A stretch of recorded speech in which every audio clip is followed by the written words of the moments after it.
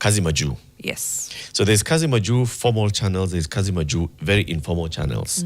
And there's always a gray area between those two, especially when it comes to community level. Yes. When you talk to government, it's very clear to them what is formal, what is informal.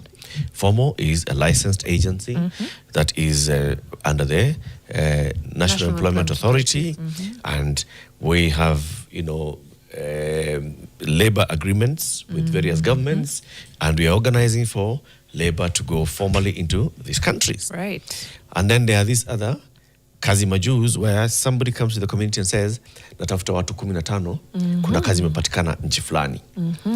And your kazi inalipa this kind of money, and you end up going there. Now, that question has always been, when we see people in distress, did they end up in those countries having followed the formal channel or having followed the informal channel? Right. And then at some point, it ceases to matter, because it is a Kenyan who has ended up in a foreign country and they are in a serious situation of distress. Yes. In some cases, like we've seen in the case of the Russia-Ukraine war, bodies, some being brought back home, others just word that this person has died. And people just coming back home and saying, I was with so-and-so there, and I heard that he died in battle. They will not come back home. They will not be seen. In some cases, we are seeing, for example, in Cambodia, where people live here and thinking that they are going to work a certain job, and then they end up there in proper, direct enslavement. Now, there's a feature that we aired on NTV last night, and just read the intro for it, so that then we watch that feature and we look at what exactly are these issues. That's right. Now, this aired yesterday on NTV, and it talks about someone's experience of what began as a dream job offer on social media, but it ended up in forced labor, torture, and modern-day slavery. The harrowing accounts of Kenyan nationals who were lured abroad with a promise of lucrative employment, only to find themselves trapped in heavily guarded compounds in Cambodia, stripped of their passports, forced to run online scam operations, and subjected to electric shocks and starvation if they failed to comply. Now, from fake job adverts on Telegram and Instagram, promising a monthly salary of up to $1,500, or that's about 194,000 Kenya shillings, and a very perilous journey through multiple countries and cars deep into a Cambodian forests. The survivors are describing a very sophisticated transnational trafficking network from Nairobi to Southeast Asia. Today, they're telling tough tales of their torturous experiences and the violence they endured, the lives they were forced to destroy, and the system back home that even the Kenya National Commission on Human Rights says failed them. Their message to Kenyans, to Kenya's desperate youth, is urgent. Don't rush, don't be blinded by desperation to the point of selling their soul. Let's listen into this story, and we can hear from these Kenyans who found themselves in incredibly perilous conditions in Cambodia while looking for work and to etch a living.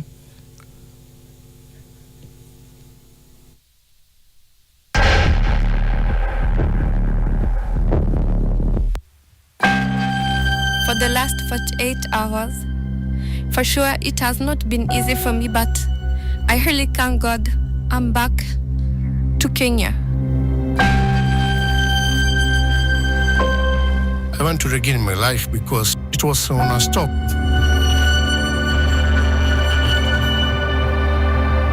Le prime 8 persone le abbiamo trovate in una situazione psicologica drammatica per le violenze che hanno subito e per le diverse attività che sono stati costretti a fare contro la loro volontà.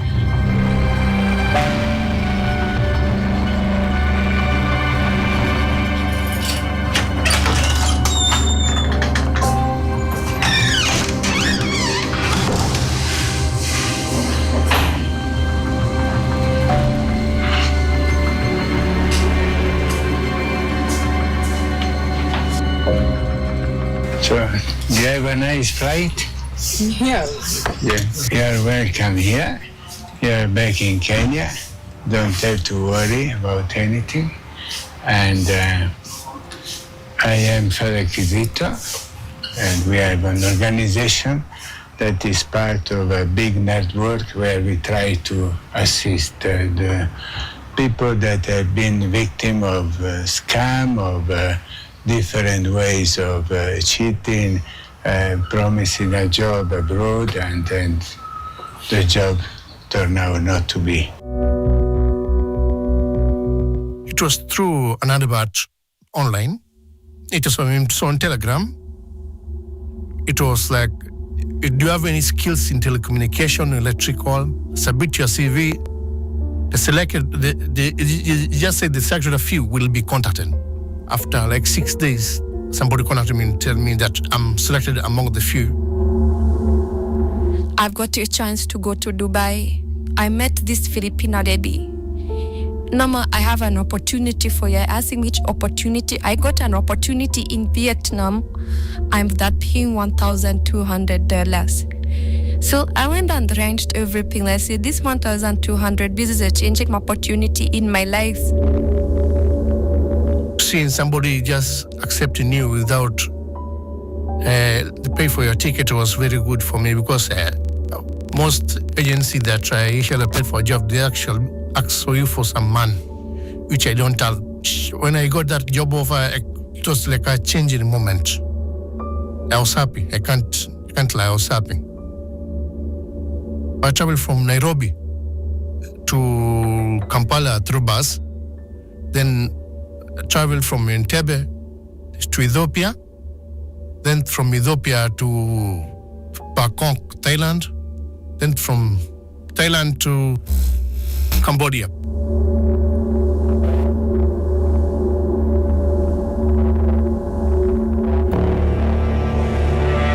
When we reached in Cambodia now, there was like a confusion at the airport. Like, being here in Kenya, we discovered where is the job located.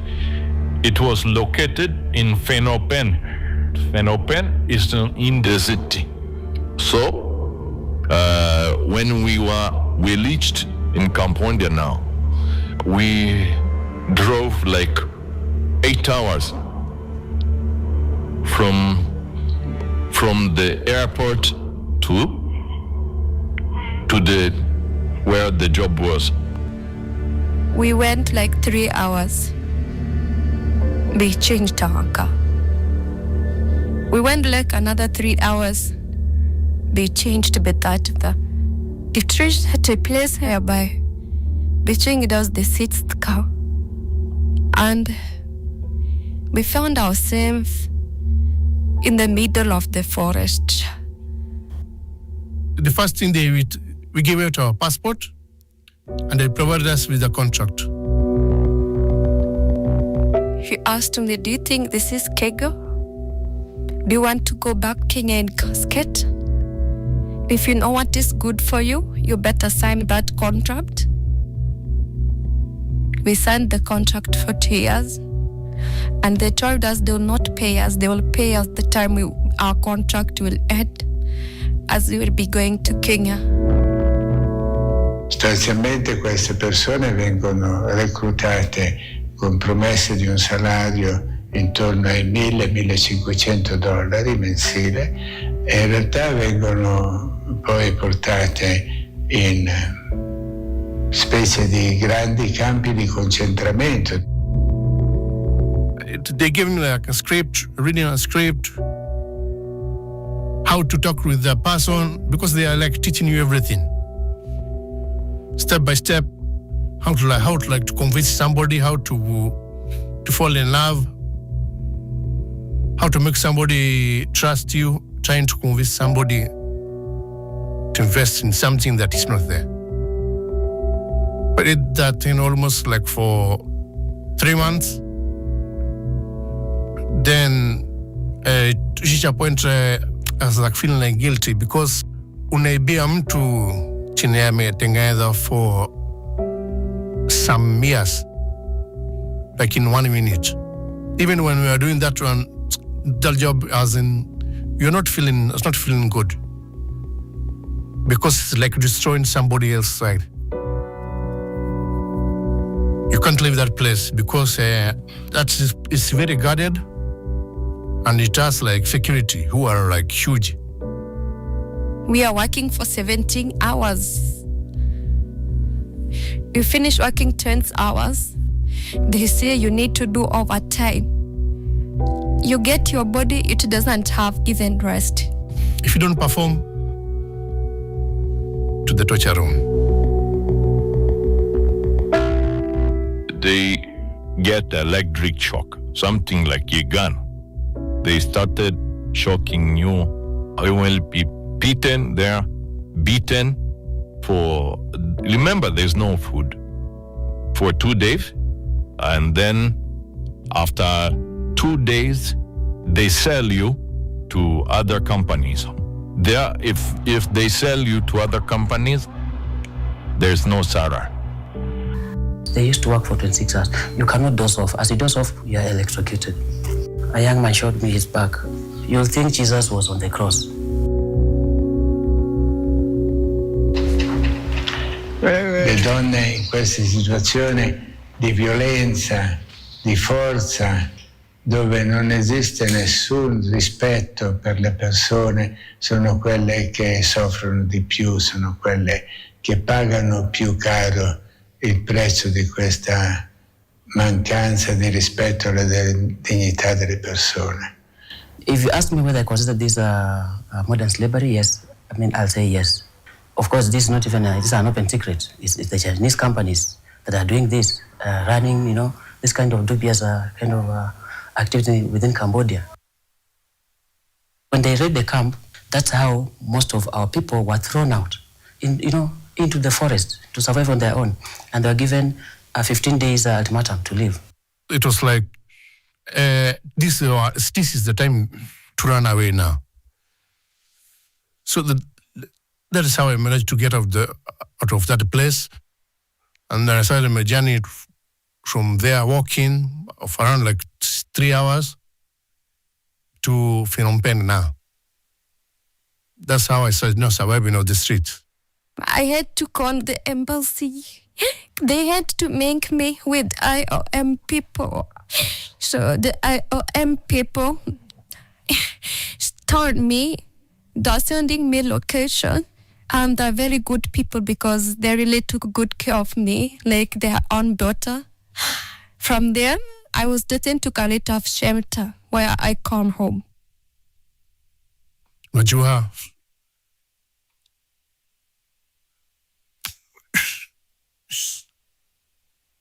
ukiwa huko kama abroad, mtu anazadhati unakaa poa.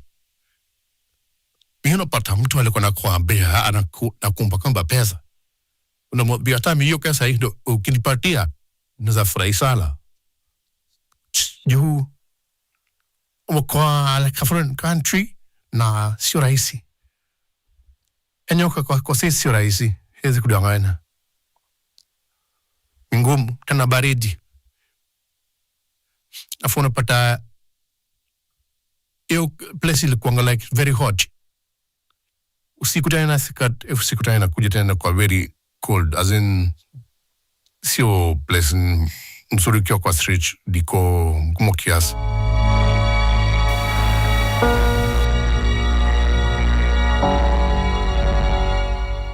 I want to like start over because I lost everything. It's like I'm starting from zero now. I have to like start from one step to another step to another step. Alcuni di loro hanno fatto dei debiti prima di partire, chiedendo soldi agli amici, chiedendo prestiti ovunque potessero per riuscire a pagarsi il viaggio, e ritornano e non hanno niente in mano. E il primo problema è quello: come faccio a tornare a casa, andare a vedere mio marito e i miei figli, o andare a vedere mia moglie, i 4 figli che ho lasciato, e non ho niente in mano. What I'll say with the systems in Kenya have failed young people in terms of human trafficking, it's more than that, not just human trafficking. The returnees were telling me they were given 500 USD at the airport to show. And the moment they get to the airport, they're told, go to this direction, not this direction. Meaning we have cartels right from here across all the countries of transit to Cambodia. In my opinion, yes, we're failing as a system. We're failing Kenyans. Yesterday, I speak with one of them, my friend, who is in Cambodia. I told him that back in Kenya, I'm in Kenya now. I have freedom now. Will you come? When will you come? You told me that you have freedom. You don't have man. I'm looking for man. So I will remain here in compound. Young Kenyans are desperate to go out, please. Don't rush. If you rush, you'll be digging your own grave.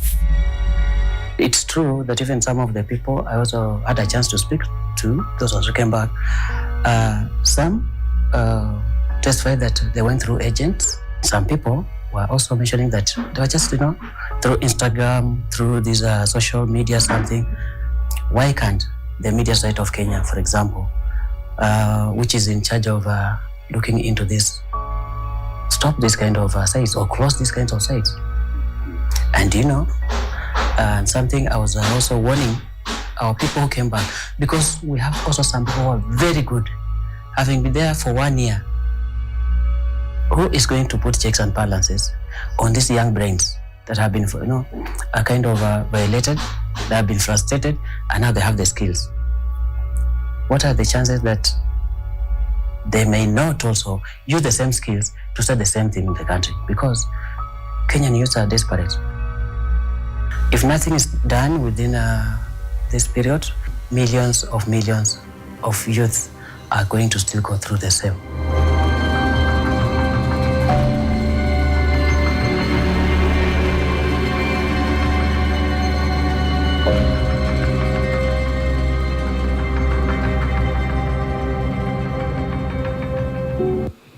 That feature done by Rai News 24, and we aired it on NTV last night. It basically just brings to the fore by just bringing the voices of the people who have gone through it and hearing how they got recruited online. When they're online, you find an advert, you say apply, you apply, and you end up in Cambodia thinking you're going for a certain job. You end up doing something completely different, which is you're being tortured and you're being forced to do some work that you had not signed up for. It is very, very direct human trafficking into slavery. It is. There's no two ways of calling this. That's exactly it. And the fact that Kenyans are undergoing this under the guise of, like we said, jobs and promises of $1,500 that's almost 200,000 Kenya shillings a month. Yep. When you think about the population we have of people who are skilled, educated, willing to work, ready to work, have bills to pay, and what 200,000 shillings could do for their lives every month and for their families, you understand how people are getting lured here. But we've had we've had like 2 conversations with the National Employment Authority on what exactly legitimate employment looks like. And the question was always, okay, you guys do this, you accredit agencies, you follow people, you register people when they leave the country. Who knows that you do this? Who knows that you do this? And before we even get into that, I was trying to find stats on what human trafficking looks like in Kenya. Yeah. But before I even get to the numbers, there was a report from the US State Department that says Kenya is yet to meet the minimum standards for elimination of human trafficking. Now, it says Kenya is recognized as a tier 2 country, meaning we are making significant efforts to deal with human trafficking, but we are not quite there. It refers to countries listed in their TIP report that do not meet the minimum standards for the elimination of trafficking, but are trying to do so and making significant efforts. Efforts include investigating, prosecuting, and convicting traffickers. The government identified potential trafficking victims and also partnered with NGOs. Higher. But the report also states that the Kenyan government did not meet the minimum standards in several key areas, including protection services for victims, particularly adults. Quote, despite ongoing concerns for official complicity in trafficking crimes, which hindered both law enforcement efforts and victim identification, the government did not report any law enforcement action against allegedly complicit officials. Higher.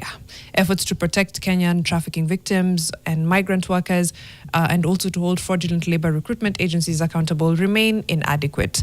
So, the report says the government did not report any prosecutions or convictions of government employees complicit in human trafficking crimes. However, corruption and official complicity in trafficking crimes remained significant concerns inhibiting law enforcement action. Those are just quotes from that report. Yeah. Now, the thing about the fact that we have a National Employment Authority, whose mandate is exactly this, to find out who is an employment agency in Kenya operating and to regulate and to license them. So there should be no one sending Kenyans abroad without the National Employment Agency, right? Yeah.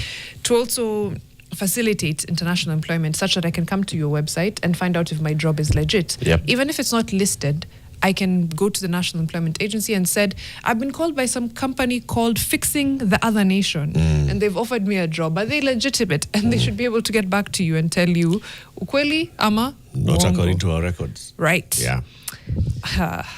There's a lot, and we have raised this before, and I think we just, and there's one of the people who was interviewed in that story, Dennis Wamalwa, who's a rights campaigner, said, we have failed as a system.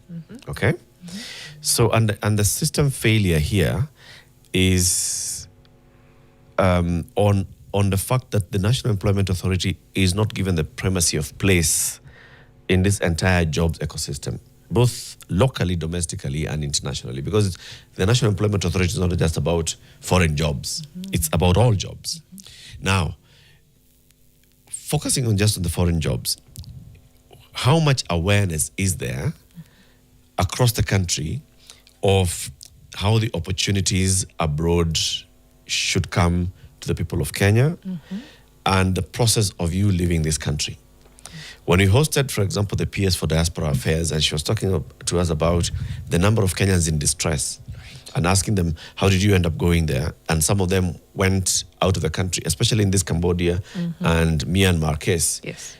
Many of them went there on a tourist visa. So you got a tourist visa and you are going to work. Yeah. That should always be a red flag. It should. But how many people know the different types of visas that are there? How many people have interacted with the passport? Right? And it I get what you're saying, because how many people, you're right, actually. If my first encounter with, for even my first travel abroad happens when I've gotten this job opportunity. Yep. This is my Your first first travel visa. to Nairobi. Yo, that's actually, let's start from there. Yep. First time nimekuja Nairobi to go to JKIA to leave the country because I've gotten an opportunity somewhere. It's, how would I know that I shouldn't be traveling for work on tourism, on a tourist visa? Yeah. I'll just be cruising. You'll just continue like that, and nobody knows how to handle you. It goes into the national government, the Ministry of Foreign Affairs, and then the Ministry of Labor. And we've talked about the Ministry of Labor before. We've talked about the Ministry of Labor several times, and the fact that there's such a massive awareness gap as far as what's happening. And it's a three-pronged problem. Every time we've threaded with the PS, with the ministry, with the National Employment Authority, it's the fact that, one, a massive number of young people are in need of employment. Yeah. They are skilled, they are ready to work, literally on their toes, dropping CVs everywhere, right? Yeah. That's number one. Number two, that there is a market for Kenyans abroad. Yep. Right? Kenyans everywhere they go do great, fantastic work. Yep. Now, the problem is that doesn't end at legitimate work. There are also unscrupulous, terrible people who want to take advantage of these skilled people. You have a computer literacy, you have a degree, you have a diploma, you have a higher education of some sort, and you're able to, for example, chat people up and, you speak good English, as they like to say about Kenyans, kizungu mzuri, means you're such a good candidate for scamming people. Some other person might be thinking you're a great person to come and work in customer service or to come and do business process outsourcing and stuff. Yeah. The other person might be like, wow, you'd make a fantastic scammer. That's number two. So there's a market, there are people who are ready to serve that market. The other thing is now when that desperation of wanting the job comes in, there is not enough awareness about what it means to be employed abroad, and that essentially you should not go anywhere outside this country to work without the government knowing where you're going and what you're going to do. Yeah. How many people know that? Yeah. Since the last maybe 3-4 months ago when we last had this conversation, I don't think anything significant has changed as far as outreach is concerned. That now 10 times more Kenyans know that I cannot be going to Cambodia, to Laos, to Thailand, to the Gulf states, anywhere in the world without the government knowing naenda kufanya hii kazi, nitakuwa hapo for this long, this is my contract. It's such a massive gap, and it's leading to what we're seeing right now, which is essentially human trafficking. Indeed. We've given the examples, for example, of what happened with the Philippines, right? And you go to across the globe, you go to the Middle East countries, you go to Europe, you go to the Americas, you'll find very many Filipinos who are working. Yes. And they are working, many of them, most of them, with a full knowledge of their government. The government has negotiated for them. The government knows that this person is working here. The government expects that this person will come back home, and they already have a system in place to take them back home. How will you reintegrate back into the society? Part of the money that you were earning was already being kept aside for you. When you come back home, there will be support for you, all right? Now, this country started doing it in the late 70s, into the 80s. They completely fine-tuned it in the 90s and the 2000s. So now, many of the Filipinos that you'll find, for example, in the Middle East, there's a proper system that works, but they were deliberate about it. We have the National Employment Authority, which was brought into, existence by a bill moved in Parliament by Johnson Sakaja. Then it was enacted. Then we have the thing in place. We have the Ministry of Labour. We have now a policy of government. Let's find opportunities for Kenyans in addition to opportunities at home. Where else can we get opportunities? Labour agreements signed with different governments. It's fine. In fact, even yesterday, I think there was one being signed with, was it Italy? Right. Okay? And the Foreign Affairs Ministry. Yes. The thing is, what are we doing on the back end to support that facilitation of labor movement and labor mobility? If, and I've said this, if the local chief and now a headman who will be getting 2K, or is it 3K per month? 3K. If those people are not involved in this labor mobility conversation, we are missing. If the local, and let's not even talk about MCA, let's just start with the structures of the national government, from that local headman to Nyumba Kumi head to chief to the assistant county commissioner, the deputy county commissioner, going all the way to the minister for labor and the minister for foreign affairs. Right. If the structures are not in place so that there's a lot of awareness at the ground level that there's a National Employment Authority, that this is where you can come, there's a portal that you can come and check and apply for jobs. Yes. Jobs are available, you make a choice, and then before you leave, there's first of all being made aware this is a passport. This is what a passport entitles you to. This is a visa that you get when you go into this country. With this visa, you cannot cross over into another country, or with this visa, you can cross over into these countries. Just that. This is, it is valid for this long. Beyond this long, you cannot stay in that country legitimately. Create that awareness at the most minute level and don't assume things. That will work. Sometimes we get reminded of how Safaricom in the initial years of Safaricom in existence, they noticed that they were selling scratch cards. The days when you used to buy airtime on scratch cards, okay? They used to sell scratch cards. People buy scratch cards, they are told scratch here for the number. Yeah. People use whatever. You use a coin, you're scratching with nguvu, you erase the numbers. And people started complaining to Safaricom, hii mliniuzia haina namba. Ama hizi namba nimeweka na airtime yangu haijaingia, you know. And so they had to do a nationwide campaign on media and on roadshows on how to scratch a scratch card. How do I not remember this? It had to be that literal. Hii ni scratch card. Those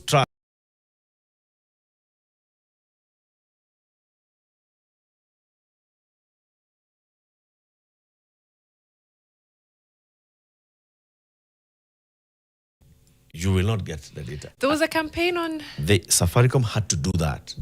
I missed this. I don't know. In response to, in those early, initial years, the early 2000s. Unagwara kila kitu. Yeah. Unanunua unagwara. Understandable. Unapata ilikuwa number 7, umeka number 1. It was number 8, you've put a 6. Because you can't read. You can't see what's... You've distorted the numbers, right? So they had to do that. The government has to go to the same level. We are at a crisis stage where Kenyans are being lured into jobs abroad. And we can't start blaming Kenyans and saying, but you, even you, how did you end up going there? You know, it comes back to the money for me. And we've seen a push over the last 3 years, of course, to send Kenyans abroad. It, you know, whichever way we're getting foreign currency, right? Whether it's kufinya computer dollars itoke, ama wewe uende utume dollar, whichever way, it's like by hook or crook. And looking at the numbers, remittances, reached about $4.9 billion in 2024, right? This is from labor coming from outside. And in that financial year of 2024-25, Kenya deployed 103,800 migrant workers abroad. That's from the International Labour Organization. When you think of 103,000 people, Kenyan workers who left in the year 2024-2025. And then you look at this 4.9 billion shillings coming in. You can see why the way we do things is so unprofessional, because it's short term. It's how many of these people can we send out? So that we keep getting this money, this remittances coming back. And so that we can brag with the numbers. Yes. You know, we can say 2 million Kenyans are now working abroad. Ivo. And instead of looking at one, even before we get to the money, just these are your citizens, whether they are home or abroad, they're Kenyans. They deserve protection. You need to know where they are. They need to be working in something that is dignified. They need to be getting paid. You need to also have access to them. They need access to their families and so on. Then the other side of the thing, which is when they're being trafficked, they are not being paid, essentially. They're not being paid. Now, if you only think about the money, think about the potential from all the people who have been trafficked. If they were doing legitimate work, would those dollars not have multiplied so exponentially? If you want to be about the money, then let's talk about the money. Because that for me always seems like a terrible thing, but it's true that the focus here for government looks like the money. It doesn't seem to really be the well-being of Kenyans. It's on the short term. It's starting something and not thinking through it. And we see it a lot in many of government operations. It is just the main communication from the very top is, can we get jobs for Kenyans? Yes. Okay?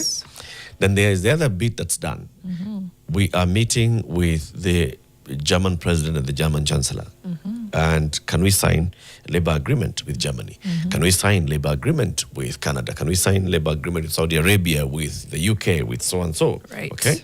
And it comes from them. We'd like some labor in this country, and we know that Kenyans have qualified labor. Can we sign an agreement with you? Yes. We come back and brag about it.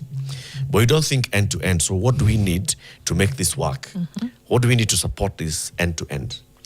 Now, the nitty-gritty is what the people at the labor ministry would be able to do if they were let to do it. Because then, yes. Who's not letting them? Our politics, it's just the focus is how many have gone. The focus is Now we are licensing labor agencies.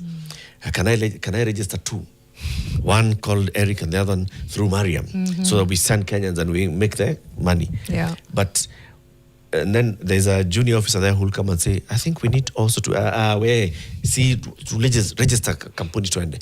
As long as we don't focus on what the nitty-gritties would be, and I'm sure that somebody who is a labor expert at the Ministry of Labor, who has worked with ILO and who has attended ILO meetings and who has worked with labor and that's their focus, yes. labor. And they had deal with human trafficking and what needs to be done to avoid human trafficking. They've studied other countries. Somebody there has an idea of how we can tie these knots. Very true. But we just don't allow them to. And I think that's what we need to do. We need to just get back to that level where we all demand that our government does what it's supposed to do. I agree. Can I... let's throw a spanner in the works. Let's say the National Employment Authority right now comes out with a proper massive campaign, likes of the HIV campaigns. Yeah. Yes, Nimechill and Epuka Mpango wa Kando and something like that. Just telling people that if you want to get a job abroad, lazima upitie hapa. Yeah. Lazima upitie hapa. Lazima upitie hapa. Tutaangalia, we'll take care of you. In case something goes wrong, we can get you back home. Let's say it's everywhere. Yeah. It's on every influencer's TikTok. It's on NTV, on Nation FM, on billboards, on the Daily Kila mahali. The trust factor we're always talking about. Are you telling me hakuna Wakenya watasema, Mimi, this opportunity is so good. Yep. I know they're not listed on NEA. Yep. Lakini hao watu ni kama they're trying to block my blessings. Yep. They're trying to block my blessings. There will always be that. There will always be that. There'll be, as you're doing all this awareness, then the traffickers are also thinking of ways of countering that. So there'll always be the risk of somebody seeing this is an opportunity. It has not come through the National Employment Authority. And these guys have explained to me it's because NEA denied them a license, but then they're legitimate and so on. Unajua kitu ya crypto ni mpya, they've not caught on. There'll always be that. But you are trying to reduce as much as possible the chances of such happening. Yeah. So that you're creating that awareness that somebody thinks there are so many opportunities that we could find through legitimate means that we will want to go. And let's actually come back into, there will always be somebody who is seeking an opportunity to work abroad. Yeah. We can say, the Kenyan economy is working very well. Yeah. We can even get to a level where the Kenyan economy is absorbing many of the people who are coming out of the job market. Yes. But there'll always be somebody who thinks, I'd like to work elsewhere. I'd like to move out of here. I'd like to. Somebody leaves a well-paying job here because they want to go and work elsewhere. So there'll always be that. Point is, how much work have you done to make sure that your people are aware, to make sure that your systems are completely well-oiled, that by the time somebody is leaving Kimana, there's a Nyumba Kumi person who knows that this person got this opportunity and this opportunity is legit and this person's visa is actually a legit visa. So it's okay. This is a good job. Go. Yeah. Okay? By the time they're landing at JKIA and going to that immigration, because the labor office has a car stall at JKIA. Miss Jayona. Kakwapo hivyo. When people are going, especially for these Middle East jobs, they start there. Inachekiwa that you are the ones who are going to for this job. Yeah. Then now you go into the airport. There'll be an officer of the airline saying, you're using our airline to go to Qatar. Let's see, do you have the paperwork? Are you legitimate? Fine, go. By the time you get into the immigration officer there who calls on a passport, pia yeye anaangalia, give me your paper. So there are several checks. Okay. But somebody who has avoided all these things and they have a tourist visa and they've been coached what to say. Of course. They'll come and say, naenda kutembelea aunti yangu anakuanga Cambodia. Unastay na nani? Na yeye. You have what looks like a legitimate visa. It's tourism. Yeah. It's not work. And you're not saying it's work. But if you had already been told that there's a likelihood you'll end up in slavery, Yeah. do not take that route. Then you have Utafikiria reduced the twice. chances. Very true. You have reduced the chances. Okay. Some comments on X, on social media as well, and YouTube. George Wambui says, after watching that feature, I'd rather die in Kenya, so heartbreaking. Alafu kuna hizi vitu tunaita leaders. Hizi vitu tunaita leaders. We better open our eyes. Alafu George Wamboi. Oh, no, that's George. Akikombe saying, how worrying is this? When you have a great quality population, but less opportunities for them, others with malicious ideas will take advantage of them. Inauma sana. And he says the Cambodia, Myanmar cases, our association works with some survivors and the embassy. It's a complicated web. Na kuna insiders in Kenya, by the way. That was what I was alluding to earlier. Yep. That of course kuna insiders hapa, and it's not anything that is unknown, but that report from the State Department was speaking to the fact that essentially there is complicity on the part of some Kenyan government officials, but nothing has been done to prosecute them. So you'll hear, and the thing is, you can't substantiate from the outside, but you'll hear that a lot of these employment agencies, whether they're registered with NEA or not, are owned by politicians, by the political class. Anapeleka watu ni so and so, ni so and so, ni so and so. And then you start putting together the dots, because how can an operation this massive, sending this many Kenyans abroad, not be on the radar of the authorities and the National Employment Authority and the Ministry of Labor, unless there's a complicity. So Kikombe, when you say kuna insiders Kenya, of course, because ata kuna mtu anapata kati yake when that person is trafficked. The person who's the local facilitator is a Kenyan. Once that advert has been put, let's even say that these guys are putting up the advert on social media from Cambodia, that the admin is in Cambodia, putting the advert. They know there's a job, we are looking for English teachers, blah, blah, blah, blah. Yes. Let's even say the admin is in Cambodia. There's a local number that you've been given to call. Yes. There's a Kenyan who will pick that number, that call. Ukweli. Who will talk to you, who will, facilitate you getting the paperwork, fake or not fake, all right? Who will facilitate you getting on board a flight. There will be a Kenyan side of it. Right.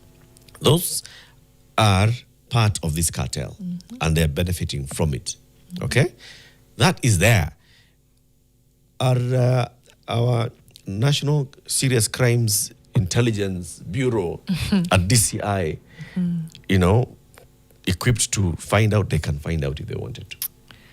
Canada had to put up a billboard at the Canadian High Commission on Limuru Road. Yes. Warning people Yep. that there are people who are claiming that they can send you to Canada for jobs. And you are giving them the passport to come and apply for visa on your behalf. Please don't fall for that trick. Yeah. And this is after very, very many people. Some actually have left the country and ended up in Canada. They're there. And those are the ones that are used, as an example. Nani si alienda Canada.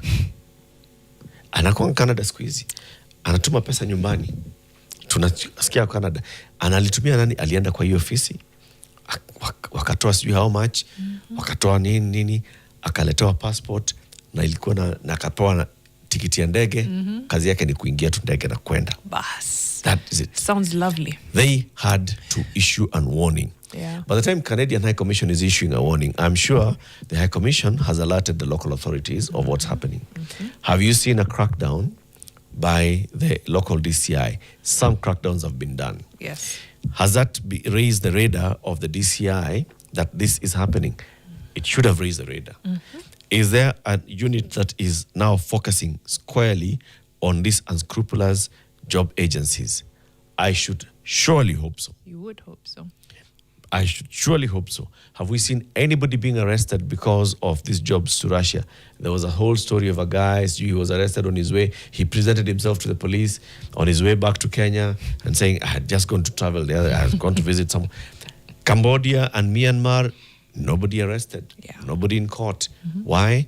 Complacency, like you said. Yeah. I think I'll end with just like the positive side, which is There are amazing work opportunities in these countries, by the way, dignified work opportunities. Yeah. And I think next week we'll take some time to look at the other side of this and also to speak to someone who possibly has escaped trafficking. But I think of the Kikombe. You clearly enjoy your work. You're part of an association. You know, you're able to do it and to come back home, and it's work, and it's good work. And you're not the only person. I was telling you about a friend called Maggie who worked in Cambodia as a teacher for a long time before now moving to Tanzania. That same Cambodia, and she loves it and speaks so well of it. And I followed her on Instagram, and just seeing a day in the life of a teacher in Cambodia was so interesting. And now you think of those opportunities are also open to these people who are unfortunately getting trafficked. But because we're not doing it the right way, they end up being trafficked. But let's end the conversation there. We'll thread on this in the next week and hopefully show you the other side as well. Yeah. Cindy. Coming up on Your World on NTV, Karaoke Friday, mic drop. Aushika Mike. Yes, they are going to have karaoke singers, Eroko Enitsua and MC Irene Peru, plus DJ Kolita. Allah. So it's just about karaoke. Okay. Utangoja hapo wimbe. Niko ready. Wacha nifanye vocal cords. Have you ever actually done those karaoke and you go to 100%. the karaoke nights? I kill it. Right? I do. And I kill it. Yeah. Sit mambo si talanta. It's just kavavavum. Yeah, Don't ask about the voice. It's the guts to do it. Yes. The confidence. Yes. Bravado. Yes. Yeah. Have an amazing weekend, guys. We'll be back on Monday morning, actually, from 6 to 10 a.m. For myself, Mariam Vishar, Eric Latif, and of course, Velaris Wamboy in absentia. Have an amazing weekend.